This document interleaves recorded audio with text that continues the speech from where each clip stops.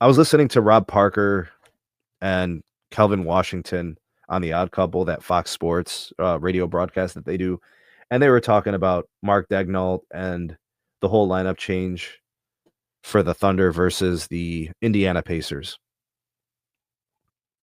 And there's something important to discuss here. So prior to the start of the game, Mark Daigneault changed the lineup. He went for a small lineup. He went with Cason Wallace in the lineup over Isaiah Hartenstein. Now, Cason Wallace is an excellent defender, but Hartenstein is going to be able to give you more from a rebounding perspective. And Hartenstein was really effective for most of the game, but there were parts of the game, especially starting and ending it, you saw Cason Wallace in the game.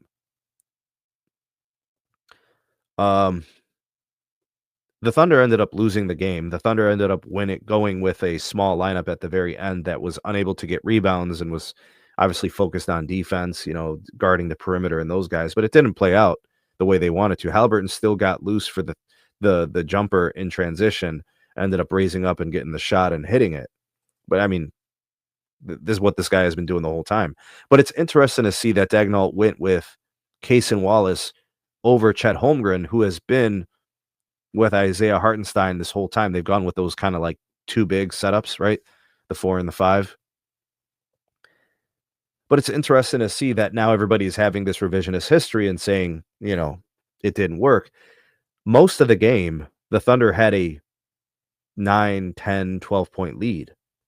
I think it ballooned up to maybe 14 or 16 possibly at some point. I don't remember exactly. But to say that Daigneault made a huge mistake by changing up the lineup, the Thunder had the lead.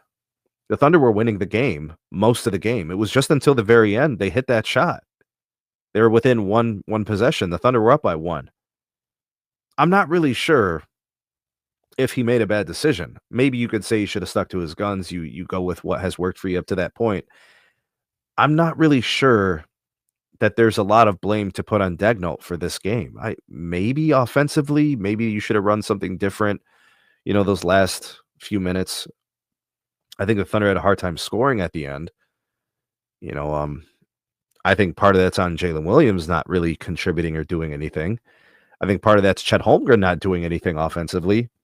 I'm not sure if I want to blame it on Cason Wallace and Daigneault's starting lineup change. I just don't see it. And I tend to like to give credit to the team that won.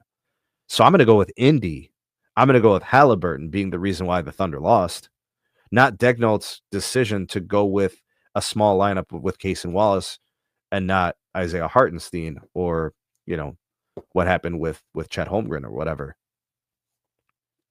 Yeah, so I'm not sure about that position.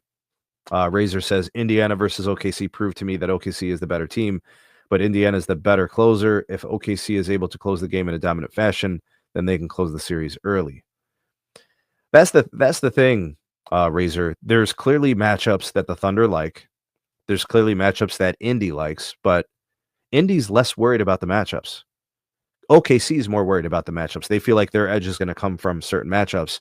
For Indy, they probably truly believe whatever we're good at, we're just going to continue to do that, and we're going to live with the results. They didn't change up anything in the second half, except they started to execute better down towards the end, which is characteristic of what Indy does. What makes the Indiana Pacers special is the execution at the end of games. They believe they're going to win, right? So I think that's more along the lines of kind of what I see, right? But I'm not going to have revisionist history and say Daigneault did the wrong thing. I think the issue, if we're just going to talk the last possession, why was Lou Dort or Alex Caruso not picking up Halliburton from the rebound, from the missed shot? Like instantly they had to find and locate that. They had to make that happen. I think it was Cason Wallace in the game at the end that was defending that, and Halliburton kind of made him kind of lose him a little bit of space, got a clean look at the rim, shot it and made it. And credit to Halliburton for hitting the shot. You got to take it and make it. I'm not really putting this on Mark Daigneault from the respect of the lineup to start the game and that sort of thing. I thought everything was cool up until the very end. The Thunder went on a 12-2 run or something, or excuse me, the Pacers went on a 12-2 run or a 10-2 run to close the game. If you're going to say anything, then it's the offensive issues executing offense at the end. Maybe if Daignault, because he went with the smaller lineup, you could say, well, they took out the rebounding. Yeah, I'm not sure about the starting lineup being the difference in the game. I don't think so. The Thunder spent most of the game with the lead, especially being up 9 to end the first. I think they were up 12 at halftime. They were up 9 after the third quarter. It was really fourth quarter execution. So if you're going to question Daignault, it must have been the lineup you were looking at offensively. Razor says they were 10-2 Indiana runs in the fourth quarter. OKC cannot allow that. OKC allowed several key threes that gave Indiana the shot to win. I also didn't like OKC's shot selection in the fourth quarter too. I have no problems or qualms with your assessment. I think all that is valid. That's what I saw. That's the same thing that I would be able to identify. The only thing I would say is the Pacers do this to everybody. It's not just like a OKC problem. This is something that the Pacers presents, right? It's not that they're giving up the threes, right? They take them and make them sometimes. It's hard to defend the threes when you got several guys willing to take them and make them. Like, it's not easy to do. So I credit Indy a little bit more than I think most people do. I think the Pacers deserve more of the credit for winning this game than just simply saying the Thunder lost it. Yeah, the Thunder had a lead. You're up 9 to start the fourth quarter. You were up 12 at halftime. You had a lead. You have to close out those games better. So yes, responsibility goes on the Thunder.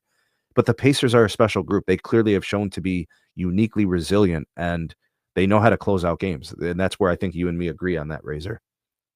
Absolutely.